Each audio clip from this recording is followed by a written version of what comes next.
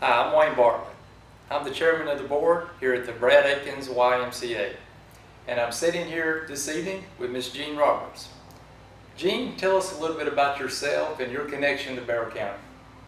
Well, I was born in Barrow County in 1938 on a farm where Heyman Morris, Yargo School, and Appalachia High School were located.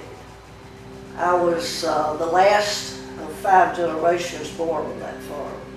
After graduating Winder High School, I moved to Atlanta to find my place in the world.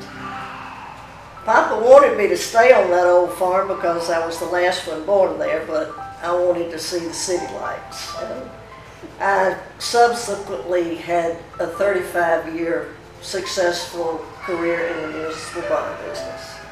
I also wanted to see the world, and I traveled at every opportunity I had. Here at the Y, we have what we call Y stories. Why don't you tell everyone here tonight how you were first introduced to the YMCA and what is your Y story? Well, you ought to know that pretty well because you're part of it. Oh, thank you. When the Board of Education approached Mother about buying part of the farm for the school cluster that's there, she asked me to do the negotiating for her. And after that sale was consummated, I came to you to invest the proceeds in real estate. Correct. That's been about 16, 17 years ago. That's correct. That's correct. We sold half of it then. And you introduced me to the Y. You having been involved at the Y already. You introduced me to Kurt Stringfellow, who was the director at the time. And through you and Kurt Stringfellow and many others, the more I learned of the Y, the more I wanted to, I knew what God had picked out for me to put my money in. Well, I know you've been a vital part of the Y's success by providing critical funds over the years for construction of this in-ground pool that's behind us. Why don't you share with us how you've seen lives changed with the construction of your vision of the pool? Well, as you remember, the pool was opened in September of 2010. And since that time, we've had 320 youth and teens who have been involved in swim programs. Just last year, we had 700 children who took swim lessons. I know that was a big part of it, is teaching a child how to swim. That's correct. And we've also given them life-saving techniques even if they didn't learn to swim. We also have created approximately a dozen community partnerships, including Wanda Barra Special Needs class.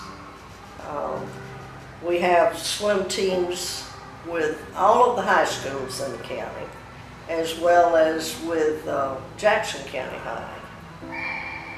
And one of the things that has been most satisfying to me is the number of older people who asked to meet me to thank me for the pool. And I was sitting home one night recently when my phone beeped a message that read, "Jean, thank you for your continued support of Barrow County and the pool. Because of you, my grandchild is learning how to swim." Oh, that's great. And that touched me a lot. So you see, old people as well as the young ones benefit from the pool. I know even recently here at the board meetings there's been young and old alike come in and share their story about how the pool has impacted their lives. Now it might be breaking out of their shell, maybe they're not very social, they meet people, maybe it's physical, but I know that's one of the most touching things that happens here at the Y at our board meetings, hearing those stories about the pool. Now let's get to the reason we're all here tonight, the endowment program. And you came to the board, I know, months ago with this vision and this idea, and that's why we're all here in this room tonight. What would you say to others to encourage them to give?